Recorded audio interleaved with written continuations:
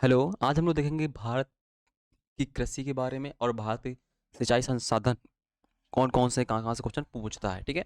तो आते हैं पहले हम। कहता है भारत में कृषि को दुष्प्रभावित करने वाला मौसम का सबसे महत्वपूर्ण तत्व क्या है? देखिए, भारत में जो कृषि दुष्प्रभावित होती है, उसका महत्वपूर्ण कारक ये देखिए क्या होता है, जब भारत में मानसून आता है, तो जब भारत में को पता है कि मानसून आता है, उसी तरह वर्षा-वर्षा होती है। तो जब भारत में मानसून आता है, जब वर्षा कम होती है, तो उसी कारण भारत का मानसून प्रभावित हो जाता है और यहाँ पर की जो कृषि होती है, वो डाउन जाती है। तो जब वृष्टि कम होती है, यानी यहाँ पे जब वर्षा होती है, उसी के अकॉर्डिंग भारत में अच्छा उत्पादन होता है और कम होती है, तो कम उत्पादन होता है। तो भारतीय कृषि को दुष्प्रभावित करने वाला एक ही कारक है, यहाँ पर वर्षा। कहता है नकदी फसल में शामिल नहीं होता है। तो देखिए ये औसत पर डिपेंड करता है। तो नकदी फसल में गेहूँ शामिल नहीं होता है, गन्ना आपका इसमें शामिल होता है। भारत का सबसे बड़ा चावल उत्पादक राज्य कौन सा है? तो पश्चिम बंगाल है। किस क्षेत्र को चावल का कटोरा कहते हैं? तो कृष्णा गोदावरी बेसिन जो है आपका, केजी बेसिन जो है, यहाँ पर चावल उत्पादन अधिक होता है, इसलिए यहाँ पर इसे बोलते हैं चावल का कटोरा। कहता है भारत में गेहूं के 3 बड़े उत्पादक राज्य कौन-कौन से हैं? तो यूपी है, पंजाब है, हरियाणा है। उत्तर प्रदेश में सबसे ज़्यादा गेहूं का उत्पादन होता है, लेकिन पंजाब में सबसे ज़्यादा घनत्व में उत्पादन होता है। अगर पूछे भारत में सबसे ज़्यादा गेहूं का उत्पादन घनत्व में अधिक कहाँ होता है? तो कहाँ पर होगा? पंजाब में। अगर आपसे पूछे भारत में सबसे ज़्यादा गेहूं का उत्पादन कहाँ होता है? तो यूपी सही होगा। भारत में सर्वाधिक खाद्यान्न उत्पन्न करने वाला राज्य कौन सा है? तो यूपी ही है। हरित क्रांति से सर्वाधिक उत्पादन में से निम्न में से किस खाद्यान्न में लाभ हुआ? तो सबसे ज़्यादा लाभ हुआ था गेहूँ में लाभ हुआ था। ठीक है? हरित क्रांति कौन-सी पंचवर्षीय योजना में आई थी? ये मुझे आप कमेंट के माध्यम से बताइए। ठीक है? आगे कहता है सबसे ज़्यादा गेहूँ कहाँ पैदा किया जाता है? तो यूपी, पंजाब, मध्य प्रदेश, हरियाणा। अब देखिए यहाँ पर ये आपसे पूछा गया है कि सबसे ज़्यादा गेहूँ कहाँ पैदा होता है? घनत्व तो नहीं पूछा है, तो यूपी ही सही होगा। अगर घनत्व पूछ लेता तब पंजाब आपका सही होता। ठीक है? आगे कहता है भारत में अधिकतम कृषि योग्य क्षेत्र घेरने वाली फसल कौन सी है? तो चावल का उत्पादन भारत में बहुत होता है, इसकी जो क्षेत्रफल है अधिक है। उस खाद्य फसल का नाम बताइए जो भारत में सबसे अधिक उपज देती है। तो कौन है? चावल ही है। भारत का कौन सा राज्य जूट उत्पादन में प्रथम है? तो पश्चिम बंगाल। अगर देश पूछे विश्व में कौन सा देश जूट उत्पादन में प्रथम है, तो भारत बिल्कुल सही होगा। भारत में सर्वोत्तम चाय कहाँ पैदा होती है? दार्जिलिंग में होती है। दार्जिलिंग की जो चाय है वो बहुत प्रसिद्ध होती है, ये पश्चिम बंगाल में पड़ता है, ना कि सिक्किम में, ना ही असम में। भारत में सबसे ज़्यादा चाय किस राज्य में पैदा होती है? तो जब जब ज़्यादा की बात करें तब असम सही होगा। और कॉफ़ी की बात करते हैं, भारत का कॉफ़ी अनुसंधान केंद्र कहाँ पर? कुर्ग, ये कर्नाटक में पड़ता है, क्योंकि कर्नाटक जो है कॉफ़ी के उत्पादन में प्रथम रहता है। चाय में असम और कर्नाटक में कॉफ़ी में कर्नाटक। भारत का सबसे बड़ा गन्ना उत्पादक राज्य कौन सा है? तो गन्ना उत्पादन जो है यूपी में होता है, लेकिन गन्ने जो चीनी बनाई जाती है वो दो यूपी में नहीं है, ज़्यादा नहीं है, मतलब कि है तो लेकिन ज़्यादा नहीं है। भारत में प्राकृतिक रबड़ का सबसे अधिक उत्पादन किस राज्य में होता है? तो केरल में, क्योंकि ये जो रबड़ का जो पौधा होता है, ये आपका होता है उष्णकटिबंधीय सदाहरित वन।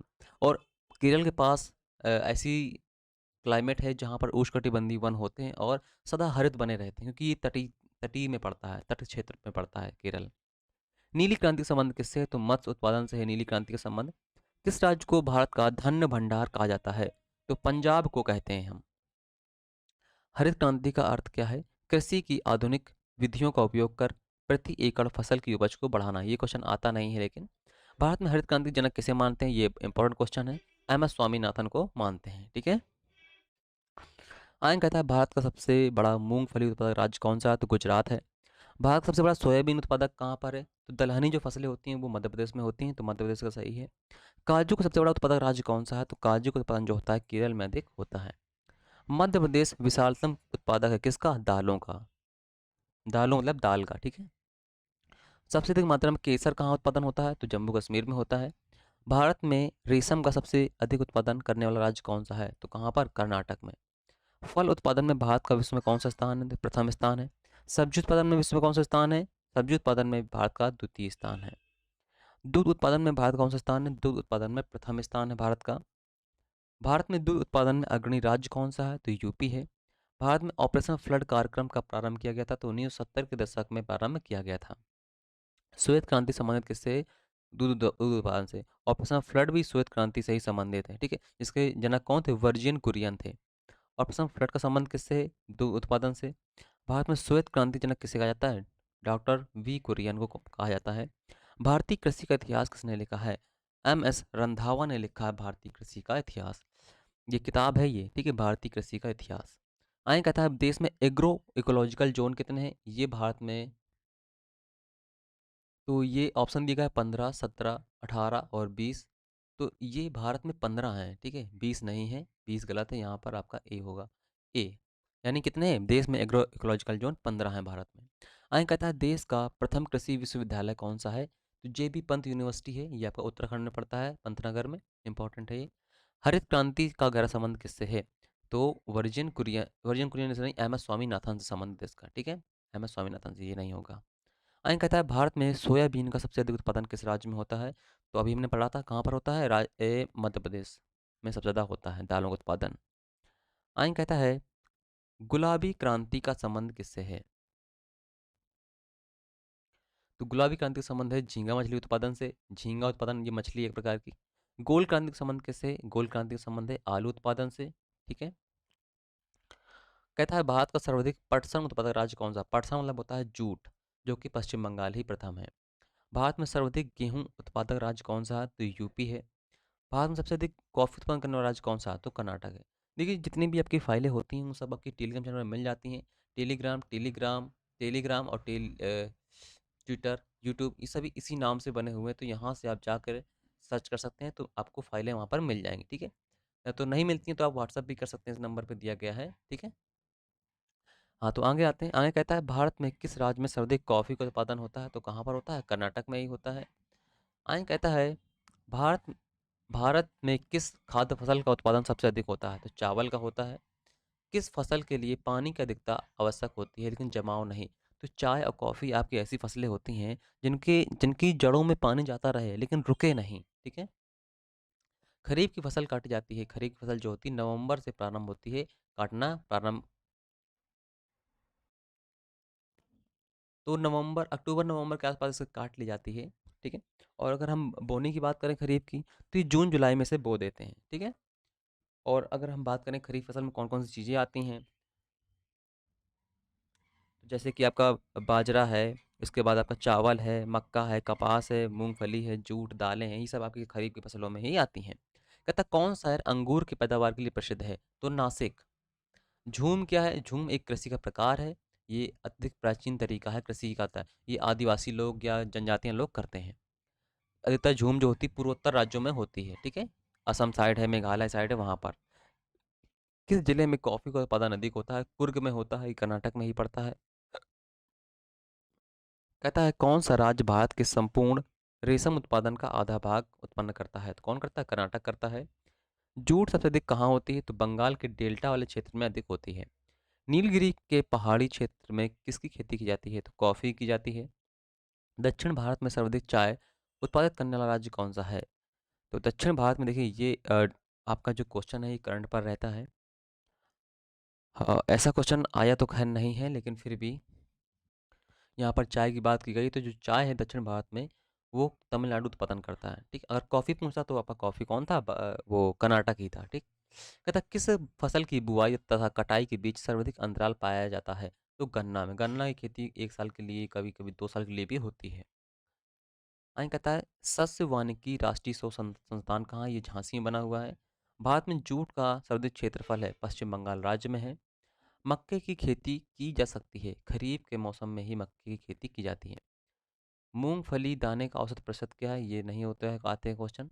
केंद्रीय उपोष्ण बागवानी संस्थान कहाँ है, तो ये बेंगलुरु में है। इसके बाद आगे आते हैं उत्तर प्रदेश की प्रमुख फसल क्या है, तो क्या है, गेहूं है। भारत में मुख्य कृषि पदार्थ आयात क्या है, यानी जो भारत में है कौन सा कृषि पदार्थ है जो आयात करना पड़ता है, तो वो खाने का तेल है। केरल राज्य विश्व भर में किसके संबंध के लिए जाना जाता है, तो केरल जो है, केरल के प्रसिद्ध क्या है, गरम मसाले प्रसिद्ध हैं। पीत क्रांति यानी पीली क्रांति का संबंध किससे है, तो तिलहन उत्पादन से है पीली क्रांति का संबंध। भारत की प्रमुख वाणिज्यिक फसलें कौन सी हैं, कपास, तिलहन, जूट और गन्ना, ये प्रमुख वाणिज्यिक फसलें हैं।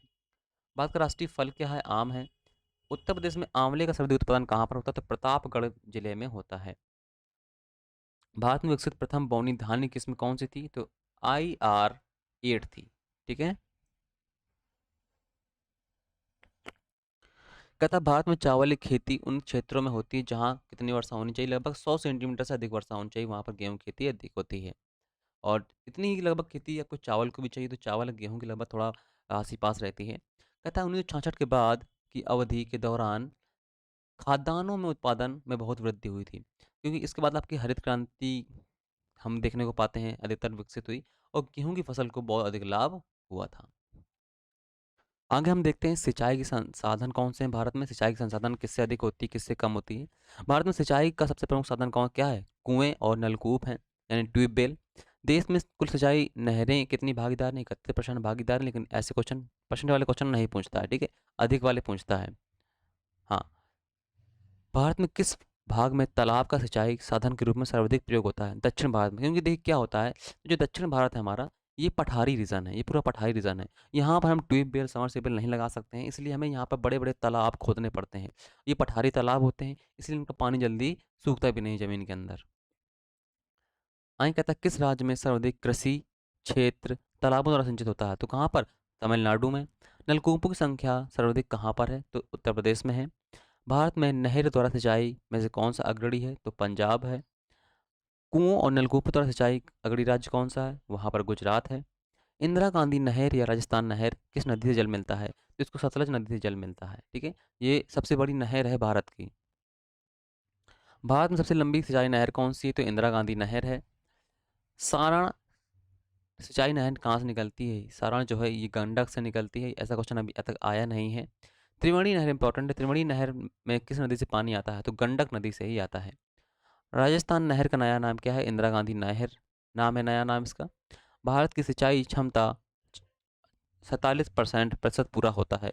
ये लघु एवं वृहद परियोजनाओं से पूरा होता है। लघु मतलब जिसमें वो नहरें आ गई, वृहद में आपके जो डैम वैम आ गए वो, ठीक है। कहता है भारत में किस क्षेत्र में अत्यधिक असिंचित खेती पाई जाती है? दक्कन के पठार में ही असिंचित खेती भी पाई जाती है। वहाँ पर वर्षा भी नहीं होती है, वहाँ पर बड़े बड़े तालाब भी नहीं बने हुए, इसलिए। कहता है भारत में सिंचाई क्षमता का सर्वाधिक भाग पूरा किससे होता है? तो लघु एवं वृहद परियोजनाओं से ही पूरा होता है। एक क्वेश्चन है आपके सामने, काफ़ी मतलब बड़ा क्वेश्चन है। कहता है शारदा सहायक समादेश विकास परियोजना के मुख्य लक्ष्य निम्न में से क्या क्या हैं? कृषि उत्पादन बढ़ाना, सही बात है। बहुफसली खेती द्वारा भूमि उपयोग के प्रारूप को बदलना, ये भी सही बात है। भू प्रबंधन का सुधार करना, यानी कि सभी सही हैं इसमें, ठीक है, सभी सही हैं। तो इस वीडियो में इतना ही, मतलब हमने जो कृषि से संबंधित क्वेश्चन थे वो हमने पूरे कर लिए हैं। तो इस वीडियो में इतना ही, मिलते हैं नेक्स्ट वीडियो में। Thank you, tata, bye bye.